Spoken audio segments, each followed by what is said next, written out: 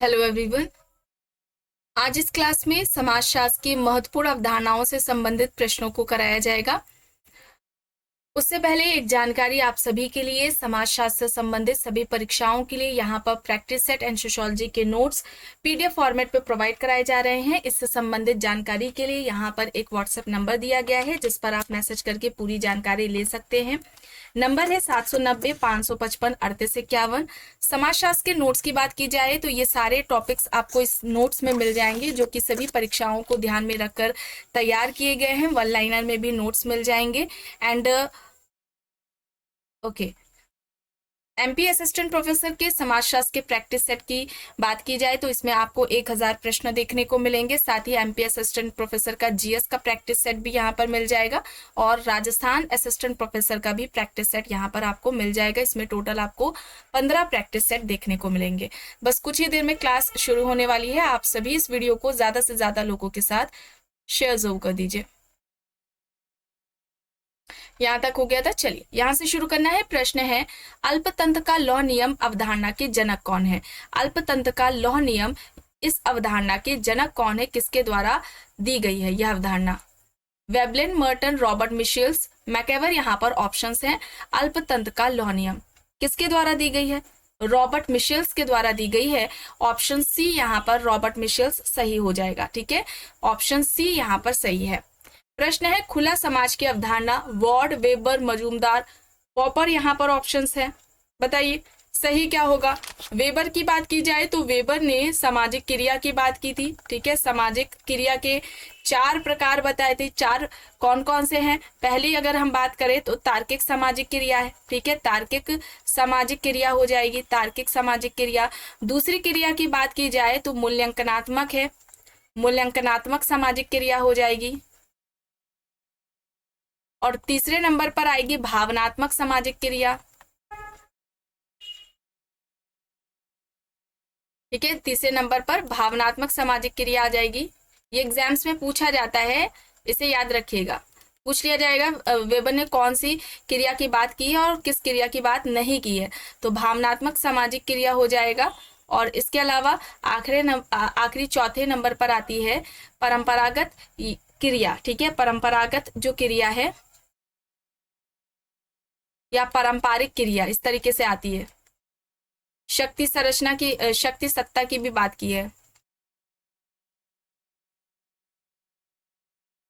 और सामाजिक क्रिया को समाजशास्त्र की विषय वस्तु मैक्स वेबर द्वारा कहा गया था, ये याद रखिएगा। Theory of social and economic organisation इनकी पुस्तक है, theory of social and economic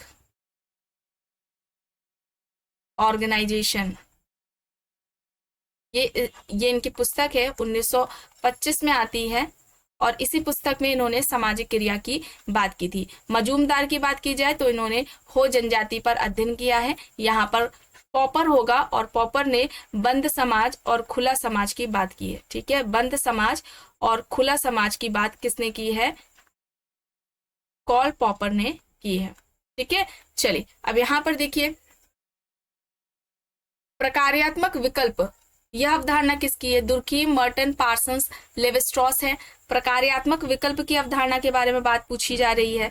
तो प्रकार्यात्मक विकल्प की बात की जाए तो यह मर्टन की है। प्रकार अप्रकार की अवधारणा इन्होंने दी है। प्रकार प्लस अप्रकार, जो अप्रकार है यह अवधारणा किसकी है? मर्टन की है। पार्सन्स की बात की जाए तो इन्होंने संस्थाकरण की अवधारणा दी है। ठीक है, संस्थाकरण की अवधारणा दी है। द्वितीयक संस्था की अवधारणा दी है। ठीक है, द्वितीयक संस्था की अवधारणा दी है। और पृथक नाभिकीय परिवार की बात की है। पृथक नाभिकीय परिवार की बात की है। नाभिकीय परिवार, यह अवधारणा इन्होंने दी है। ठीक है, पृथक नाभिकीय परिवार, द्वितीयक संस्था और संस्थाकरण की बात की है।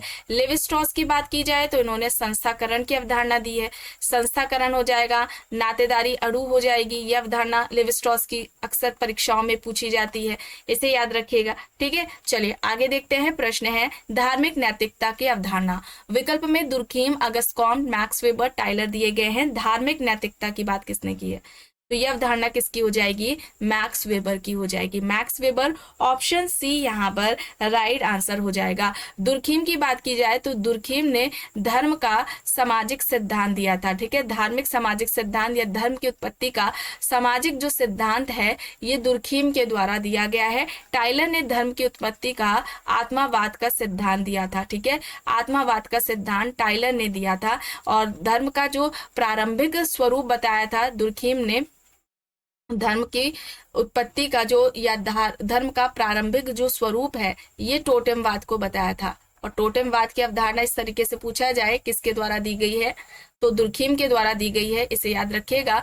और इन्होंने ऑस्ट्रेलिया की, ठीक है, दुर्खीम ने ऑस्ट्रेलिया की अरुंटा जनजाति पर अध्ययन किया। ऑस्ट्रेलिया की अरुंटा जनजाति पर दुर्खीम का अध्ययन रहा है। चलिए अब यहाँ पर देखिए, इनमें से कौन सा युग्म सही सुमेलित नहीं है?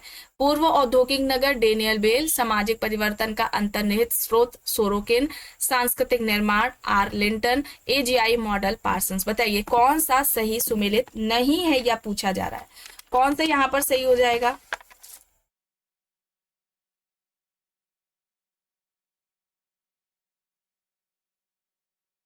गलत नहीं होना चाहिए किसी का। तो यहाँ पर पूर्व औद्योगिक नगर ये डेनियल बेल का नहीं है बल्कि सोबर्ग या जोबर्ग करके लिखा होगा, ये अवधारणा है, ठीक है। दोनों ही ऑप्शंस में कई बार देखने को मिलते हैं। और सामाजिक परिवर्तन का जो अंतर्निहित स्रोत है सोरोकिन की बात की जाए तो सामाजिक परिवर्तन का इन्होंने सांस्कृतिक गत्यात्मकता का सिद्धांत दिया था। सांस्कृतिक परिवर्तन का गत्यात्मकता का सिद्धांत सोरोकिन ने दिया था। प्रश्न आता है किस पुस्तक में दिया, ये डायरेक्टली बुक भी इनकी पूछी जाती है। तो बुक का नाम है सोशल एंड कल्चरल डायनेमिक्स, ठीक है। ये इनकी पुस्तक है। इसी पुस्तक में सांस्कृतिक गत्यात्मकता का सिद्धांत दिया है सोरोकिन ने और इनके सिद्धांत को सामाजिक परिवर्तन के अंतर्निहित सीमाओं का अंतर्निहित स्रोत का सिद्धांत या फिर सीमाओं का सिद्धांत, ठीक है, सीमाओं का सिद्धांत ऐसे दिया जाता है कि सीमाओं का सिद्धांत किसने दिया? घड़ी के पेंडुलम का सिद्धांत, घड़ी के पेंडुलम का सिद्धांत पूछ लिया जाता है और उतार चढ़ाव का सिद्धांत, ठीक है, उतार चढ़ाव का सिद्धांत पूछा जाता है किसका है, ठीक है। तो याद रखिएगा ये सोरोकिन के द्वारा दिया गया है। इन नामों से सामाजिक परिवर्तन के सिद्धांत को जाना जाता है। यहाँ पर पूर्व औद्योगिक नगर की अवधारणा सोबर्ग द्वारा दी गई है। ऑप्शन ए यहाँ पर सही होगा। प्रश्न है अंतःपीढ़ीगत गतिशीलता की अवधारणा। ऑप्शंस में Sorokin, Lipset and Bendix, Lemert, Davis यहाँ पर दिए गए हैं। अब देखिए गतिशीलता से एक चीज याद आ रही है, सामाजिक गतिशीलता, ठीक है। सामाजिक गतिशीलता यानी कि अगर हम बात करें सोशल मोबिलिटी की तो सबसे पहले जो व्यवस्थित अध्ययन है ये वर्णन सोरोकिन के द्वारा किया गया है और सोशल मोबिलिटी पुस्तक का नाम है, ठीक है। सोशल मोबिलिटी ये बुक है जो कि 1927 में आती है, 1927 में आती है। और यहाँ पर अंतःपीढ़ीगत गतिशीलता की अवधारणा किसकी है? लिपसेट एंड बेंडिक्स की है। ऑप्शन बी यहाँ पर राइट आंसर हो जाएगा, लिपसेट एंड बेंडिक्स ने दी है। और लेमर्ट की बात करें, ठीक है, लेमर्ट की अगर हम बात करें तो लेमर्ट ने विचलन के दो प्रकार बताए थे, प्राथमिक विचलन और द्वितीयक विचलन। प्राथमिक विचलन और द्वितीयक विचलन की जो अवधारणा है ये लेमर्ट के द्वारा दी गई है, ठीक है। और किस पुस्तक में दी है लेमर्ट ने? तो सोशल पैथोलॉजी के नाम से इनकी पुस्तक है और ये बुक 1951 में आती है। इस पुस्तक में ही विचलन की बात की है लेमर्ट ने। तो यहाँ पर लिपसेट एंड बेंडिक्स होगा, ऑप्शन बी यहाँ पर सही होगा। प्रश्न है निम्न में से कलंक की अवधारणा के प्रतिपादक कौन है? Parsons, Goffman, Cohen, Fraser. Options है। कलंक की अवधारणा किसने दी है? कलंक की अवधारणा तो यहाँ पर सही क्या हो जाएगा, कौन सा विकल्प सही होगा? गॉफमैन। गॉफमैन ने कलंक की अवधारणा दी है, संपूर्ण संस्था की अवधारणा दी है, भूमिका दूरी की अवधारणा दी है, ठीक है। भूमिका दूरी की अवधारणा गॉफमैन द्वारा दी गई है। संस्थाकरण की अवधारणा पूछी जाए तो संस्थाकरण की अवधारणा पार्सन्स ने दी है। द्वितीयक संस्था की अवधारणा पूछी जाए तो द्वितीयक संस्था की अवधारणा ये पार्सन्स की हो जाएगी, ठीक है। इसे याद रखिएगा। यहाँ पर विकल्प बी होगा सही। प्रश्न है समरक्त परिवार से संबंधित कौन है? Morgan, Murdock, Linton, Zimmerman options है। देखिए जिमरमैन की हम बात करते हैं तो जिमरमैन ने परिवार के 3 प्रकार बताए थे। एक तो न्यायसिता का परिवार है, ठीक है, न्यायसिता का परिवार, ट्रस्टीशिप फैमिली की बात आती है। दूसरा अति लघु परिवार है, ठीक है, दूसरा क्या होगा? अति लघु परिवार हो जाएगा। तीसरा क्या होगा? घरेलू परिवार। तीसरा क्या होगा? घरेलू परिवार हो जाएगा। ये 3 प्रकार परिवार के जिमरमैन ने बताए हैं। लिंटन की बात करें तो लिंटन 2 तरह के परिवार की बात करते हैं, रक्त संबंधी परिवार,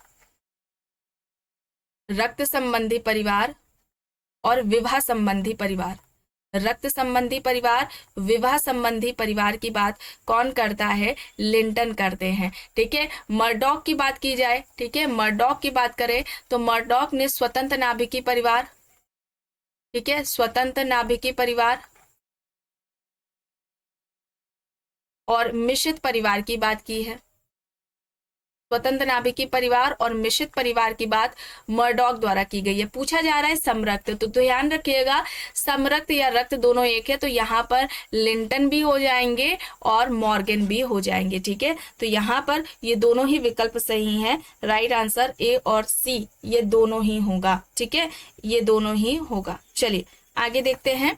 प्रश्न है निम्न में से कौन सा युग्म सही नहीं है? प्रत्यक्षवाद, अगस्त कॉम्ट, समवर्ग संस्था, गॉफमैन, सैनिक समाज, स्पेंसर, मिथ्या चेतना, सोरोकिन। प्रत्यक्षवाद की अवधारणा अगस्त कॉम्ट ने दी।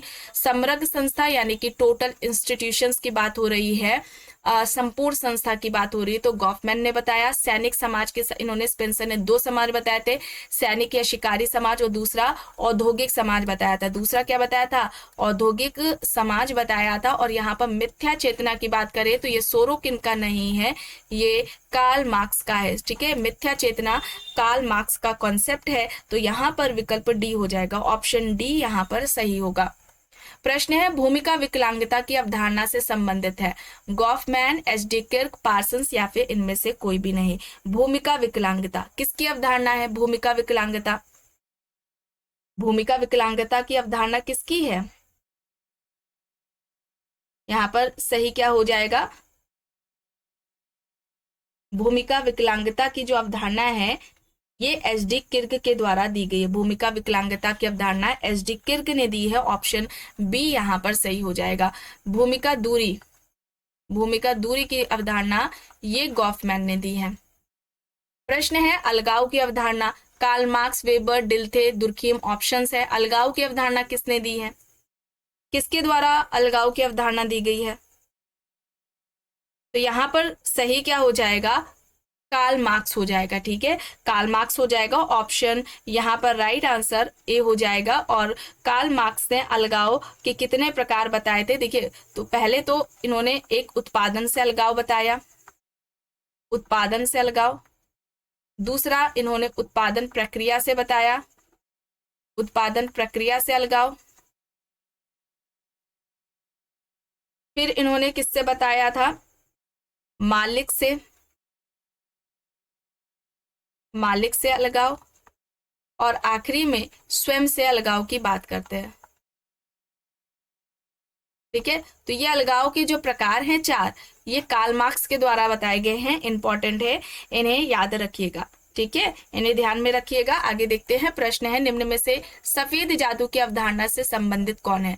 Fraser, Freud, Durkheim, Malinowski. सफेद जादू जिसमें सामाजिक कल्याण की भावना छिपी होती है, दूसरों की अच्छाई, दूसरों के भलाई के लिए की जाने वाली जो क्रिया है वो जादू से संबंधित, ये सफेद जादू में आती है। और सफेद जादू के अलावा मैलोनोवस्की ने काला जादू की भी बात की है। सफेद जादू और काला जादू, काला जादू ब्लैक मैजिक की बात करें तो काले जादू में क्या होता है? दूसरों को हानि पहुंचाना, ठीक है, हानि, कष्ट पहुंचाना इसका उद्देश्य होता है। तो यहाँ पर विकल्प डी होगा, ठीक है, ऑप्शन डी यहाँ पर होगा सही। प्रश्न है निम्न में से संघर्ष सिद्धांत संघर्ष द्वंद्वात्मक सिद्धांत के प्रतिपादक कौन है? Karl Marx, Dahrendorf, Coser, Collins. बताइए, जल्दी जल्दी बताइए। संघर्ष का द्वंद्वात्मक सिद्धांत, देखिए कार्ल मार्क्स ने वर्ग संघर्ष का सिद्धांत दिया था, कार्ल मार्क्स ने वर्ग संघर्ष का सिद्धांत दिया था। डेरेनड्रॉफ ने जो संघर्ष का सिद्धांत दिया था, इनके संघर्ष सिद्धांत को संघर्ष का द्वंद्वात्मक सिद्धांत किसने कहा है? ये टर्नर ने कहा है, ये याद रखिएगा। कोजर ने जो संघर्ष का सिद्धांत दिया था, ये संघर्ष का प्रकार्यात्मक सिद्धांत कहलाता है, यह किसने कहा? तो संघर्ष का प्रकार्यात्मक सिद्धांत कोजर का जो था, है ना, ऐसे डायरेक्टली इस तरीके से पूछा जाता है, लेकिन टफ करने के लिए वो पूछ सकता है कि कोजर ने जो संघर्ष का सिद्धांत दिया था, उनके संघर्ष सिद्धांत को संघर्ष का प्रकार्यात्मक सिद्धांत किसने कहा? तो ये सिद्धांत भी टर्नर के द्वारा कहा गया था, ये बात भी टर्नर के द्वारा कही गई थी। तो यहाँ पर डेरेनड्रॉफ होगा, विकल्प बी यहाँ पर सही हो जाएगा। प्रश्न है सांस्कृतिक पूंजी की अवधारणा। ऑप्शंस में कार्ल मार्क्स है, बोर्दियो है, बोडिलार्ड है, वेबर है। सांस्कृतिक पूंजी की अवधारणा किसने दी है? यहाँ पर सही क्या होगा? बोर्दियो होगा। देखिए बोर्दियो की बात करें तो बोर्दियो ने 4 प्रकार की बात की थी, ठीक है, संपत्ति या पूंजी के 4 प्रकार बताए थे। आर्थिक पूंजी, सामाजिक पूंजी, आर्थिक पूंजी है, सामाजिक पूंजी है, सांस्कृतिक पूंजी है और प्रतीकात्मक पूंजी, ठीक है, प्रतीकात्मक पूंजी। ये पूंजी के 4 प्रकार बोर्दियो द्वारा दिए गए हैं, विकल्प बी यहाँ पर सही होगा। प्रश्न है निम्न में से किसने काला जादू की अवधारणा दी? Frazer, Freud, Dube, Malinowski. Options में है काला जादू, तो अभी बताया गया। सफेद और काला जादू की बात किसने की थी? मैलोनोवस्की ने की थी। और मानवीय आवश्यकता का सिद्धांत दिया था, मानवीय आवश्यकता का सिद्धांत दिया था मैलोनोवस्की ने। और आवश्यकता के 3 प्रकार बताए थे, प्राथमिक, द्वितीयक, तृतीयक आवश्यकता। और इन आवश्यकता की पूर्ति का साधन मैलोनोवस्की किसको बताते हैं? संस्कृति को बताते हैं। और इस संस्कृति का निर्माण व्यक्ति ने किया है अपनी मानवीय आवश्यकताओं को पूरा करने के लिए। तो यहाँ पर विकल्प डी हो जाएगा सही। प्रश्न है सांस्कृतिक पुनरुत्पादन की अवधारणा। ऑप्शंस में है रूथ बेनेडिक्ट, सोरोकिन, बोर्दियो, सिमेल। सांस्कृतिक पुनरुत्पादन की अवधारणा,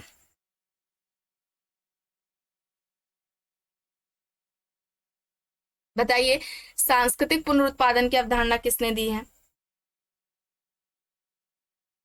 सही यहाँ पर क्या हो जाएगा? सांस्कृतिक पुनरुत्पादन की अवधारणा किसकी है? सांस्कृतिक पुनरुत्पादन की अवधारणा किसकी हो जाएगी? बोर्दियो की हो जाएगी। तो यहाँ पर ऑप्शन सी हो जाएगा। सांस्कृतिक पुनरुत्पादन या सामाजिक पुनरुत्पादन की अवधारणा बोर्दियो ने दी है, ये याद रखिएगा। बोर्दियो ने संस्कृति या पूंजी के 4 प्रकार बताए, अभी आपको बताया गया। आर्थिक पूंजी, सामाजिक पूंजी, सांस्कृतिक पूंजी और प्रतीकात्मक पूंजी, ठीक है। तो यहाँ पर ये याद रखिएगा बोर्दियो। रूथ बेनेडिक्ट की बात करें तो इन्होंने सांस्कृतिक प्रतिमान की अवधारणा दी है, ठीक है। सांस्कृतिक प्रतिमान की अवधारणा किसने दी है? रूथ बेनेडिक्ट ने दी है। यहाँ पर विकल्प सी होगा सही। प्रश्न है निम्न में से कौन सा सही सुमेलित नहीं है? अधिसंरचना, मार्क्स, ज्ञान के 3 स्तर, अगस्त कॉम्ट, श्रम विभाजन, दुर्कीम, अधोसंरचना, वेबर। सही नहीं है। तो देखिए अधिसंरचना और संरचना के 2 प्रकार बताए थे, अधिसंरचना और अधोसंरचना, मार्क्स ने बताए थे, ठीक है। ज्ञान के 3 स्तर अगस्त कॉम्ट ने बताया। श्रम विभाजन दुर्कीम का है और अधोसंरचना यहाँ पर वेबर नहीं है, ठीक है, ये मार्क्स का है। तो यहाँ पर डी होगा सही। प्रश्न है वर्ग संघर्ष की अवधारणा। तो वर्ग संघर्ष की अवधारणा किसकी है? कार्ल मार्क्स की है। इसके अलावा स्वयं में वर्ग, ठीक है, स्वयं में वर्ग की अवधारणा है, स्वयं के लिए अवधारणा है, स्वयं के लिए वर्ग की जो अवधारणा है ये इनके द्वारा दिया गया है। अधोसंरचना, ठीक है, अधोसंरचना की अवधारणा हो जाएगा, अधिसंरचना की अवधारणा हो जाएगा, अधिसंरचना की, ठीक है। और इसके अलावा अतिरिक्त मूल्य की अवधारणा हो जाएगी, अतिरिक्त मूल्य की जो अवधारणा है ये इनकी हो जाएगी, ये याद रखिएगा। अलगाव की अवधारणा इनकी हो जाएगी, ठीक है। तो ये सारे कॉन्सेप्ट्स किसके हैं? कार्ल मार्क्स के हैं, इसे याद रखिएगा। डार्विन की बात करी जाए, देखिए उद्विकास का बोला जाए कि उद्विकास का सिद्धांत किसका है? उद्विकास का, तो ये डार्विन का है। लेकिन पूछा जाए सामाजिक उद्विकास का सिद्धांत किसका है? तो यहाँ पर सामाजिक उद्विकास का सिद्धांत स्पेंसर हो जाएगा। यहाँ पर विकल्प ए सही है, इसे याद रखिएगा। चलिए अब यहाँ पर देखिए निम्न में से किसने मूल व्यक्तित्व की अवधारणा प्रतिपादित की? Ruth Benedict, Majumdar, Kardiner, Herskovits. यहाँ पर ऑप्शन है मूल व्यक्तित्व की अवधारणा। किसके द्वारा? मूल व्यक्तित्व की अवधारणा दी गई है। तो यहाँ पर कॉर्डनियर हो गया, ठीक है, कॉर्डनियर होगा, ऑप्शन सी यहाँ पर राइट आंसर हो जाएगा। रूथ बेंडिक ने सांस्कृतिक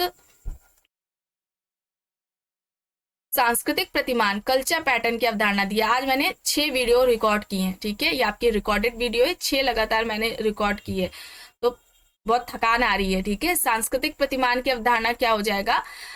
ये जो कॉन्सेप्ट है रूथ बेंडिट का है, और कल्चर पैटर्न ये रूथ बेंडिट की ही इसी नाम से पुस्तक है।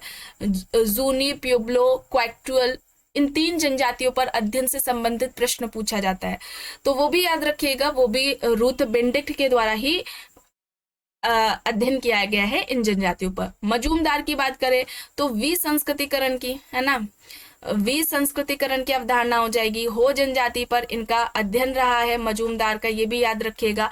हर्शकोविट्ज की बात की जाए तो इन्होंने सांस्कृतिक सापेक्षवाद की अवधारणा दी है, सांस्कृतिक सापेक्षवाद की अवधारणा इनकी हो जाएगी।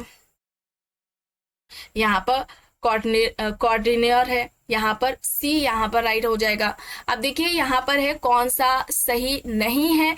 आत्महत्या दुर्खीम, मानवीय आवश्यकता मेलानोव्स्की, भारतीय ग्राम रॉबर्ट रेडफील्ड और संस्कृति निर्माण रॉल्फ लिंटन सही नहीं है। तो देखिए आत्महत्या का सिद्धांत दुर्खीम ने दिया था, आत्महत्या को सामाजिक तथ्य बताया था, आत्महत्या एक व्यक्तिगत क्रिया ना होकर सामाजिक क्रिया है, ये दुर्खीम का कहना था। मानवीय आवश्यकता का सिद्धांत मेलानोव्स्की ने दिया। 3 तरह की आवश्यकता, प्राथमिक, द्वितीयक, तृतीयक आवश्यकता मेलानोव्स्की के द्वारा बताई गई।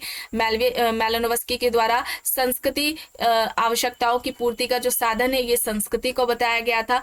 और यहाँ पर देखिए भारतीय ग्राम रॉबर्ट रेडफील्ड है और संस्कृति निर्माण आर लिंटन यानी रॉल्फ लिंटन का बसता है। तो यहाँ पर क्या होगा, जो भारतीय ग्राम है ये रॉबर्ट रेडफील्ड का ना होकर के किसका होगा? एससी दुबे का होगा, ठीक है, किसका होगा? एससी दुबे का होगा। तो यहाँ पर सी हो जाएगा सही। प्रश्न है निम्न में से कौन सा सही नहीं है? अनुकरणीय जादू अवधारणा जेम्स फ्रेजर, काला जादू मेलानोव्स्की, भूमिका तनाव विलियम गुडे, भूमिका संरचना नाडेल सही नहीं है, यह बताना है।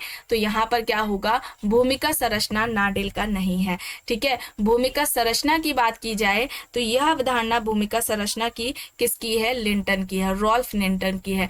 नाडेल की बात की जाए तो इन्होंने संबंधात्मक भूमिका, ठीक है, संबंधात्मक भूमिका और गैर संबंधात्मक भूमिका की बात की है, ठीक है, गैर संबंधात्मक भूमिका की बात की है। ये 2 तरह की भूमिका की बात नाडेल द्वारा की गई है और यहाँ पर सही होगा विकल्प डी, ठीक है, विकल्प डी यहाँ पर सही होगा। प्रश्न है निम्न में से कौन सा सही नहीं है? देखिए संक्रामक जादू एससी दुबे, कृत्रिम भूमिका विस्लर, भूमिका जोड़ नाडेल है और अलगाव की अवधारणा कार्ल मार्क्स है। तो देखिए अलगाव के बारे में तो अभी इधर इसी क्लास में बताया गया। तो अलगाव में उन्होंने बताया था एक तो अलगाव उत्पादन से होगा, दूसरा इन्होंने अलगाव की बात उत्पादन प्रक्रिया से बताई है कि व्यक्ति का उत्पादन प्रक्रिया से हो जाएगा, तीसरा अलगाव ये बताते हैं मालिक से अलगाव होगा और चौथा स्वयं से अलगाव की बात करते हैं, ठीक है, व्यक्ति का स्वयं से अलगाव हो जाएगा। तो ये अलगाव की जो अवधारणा है ये किसकी है? कार्ल मार्क्स की है। भूमिका जोड़ की अवधारणा नाडेल की हो जाएगी और यहाँ पर कृत्रिम भूमिका विस्लर की है। संक्रामक जादू एससी दुबे की नहीं है, ये किसकी है? फ्रेजर की है। किसकी है? फ्रेजर की अवधारणा है। प्रश्न है निम्न में से किसने संबंधात्मक भूमिका की अवधारणा दी? तो अभी बताया गया संबंधात्मक और गैर संबंधात्मक भूमिका की अवधारणा नाडेल के द्वारा दी गई है और इसके अलावा भूमिका जोड़, ठीक है, भूमिका जोड़ की अवधारणा भी नाडेल ने ही दी है, ठीक है। रॉबर्ट बियरस्टेड की बुक है द सोशल ऑर्डर, ठीक है, द सोशल ऑर्डर हो जाएगी, द सोशल ऑर्डर किसकी हो जाएगी? 1970 में आती है, ये बियरस्टेड की हो जाएगी, ठीक है। तो यहाँ पर विकल्प क्या हो जाएगा? डी यहाँ पर सही हो जाएगा। संबंधात्मक और गैर संबंधात्मक भूमिका, ठीक है, संबंधात्मक और गैर संबंधात्मक जो भूमिका है ये नाडेल के द्वारा बताई गई है, ठीक है। तो यहाँ पर ऑप्शन डी हो जाएगा सही। किम्बॉल यंग की बात की जाए तो इन्होंने सकारात्मक व नकारात्मक नियंत्रण की बात की है। किम्बॉल यंग ने सकारात्मक नियंत्रण व नकारात्मक नियंत्रण, सकारात्मक नियंत्रण व नकारात्मक नियंत्रण की बात किम्बॉल यंग ने की है। अगर हम बात करें समूह की, ठीक है, समूह की बात करें तो सकारात्मक समूह और नकारात्मक समूह पूछा जाए पॉजिटिव नेगेटिव वाला, तो वहां पर क्या हो जाएगा, न्यूकॉम हो जाएगा। सकारात्मक नकारात्मक नियंत्रण कंट्रोल की बात आए तो वहां पर किम्बॉल है, यहाँ पर विकल्प डी हो जाएगा। ठीक है, ऑप्शन डी यहाँ पर सही है। प्रश्न है निम्न में से कौन सा गलत है? स्वतंत्र भूमिका बेंटन, बुनियादी भूमिका बेंटन, आदर्श भूमिका मर्टन, परिस्थिति कुंठा क्रोबर। गलत बताना है। तो स्वतंत्र भूमिका की अवधारणा बेंटन ने दी, बुनियादी भूमिका की अवधारणा बेंटन ने दी, आदर्श भूमिका की बात किसने की है? मर्टन ने। आदर्श प्रारूप की बात की जाए, ठीक है, प्रारूप, तो ये किसका हो जाएगा? वेबर का हो जाएगा। ठीक है, वेबर का हो जाएगा। परिस्थिति कुंठा क्रोबर ने बात नहीं की है। परिस्थिति कुंठा की बात किसने की है? कोहेन ने की है। किसने की है? कोहेन ने की है। आखिरी प्रश्न है यहाँ पर गैर संबंधात्मक भूमिका, SF नाडेल, वार्नर, बियरस्टेन, न्यूकॉम ऑप्शंस हैं। गैर संबंधात्मक, ठीक है, किसका है? संबंधात्मक और गैर संबंधात्मक भूमिका, तो ये नाडेल का हो जाएगा।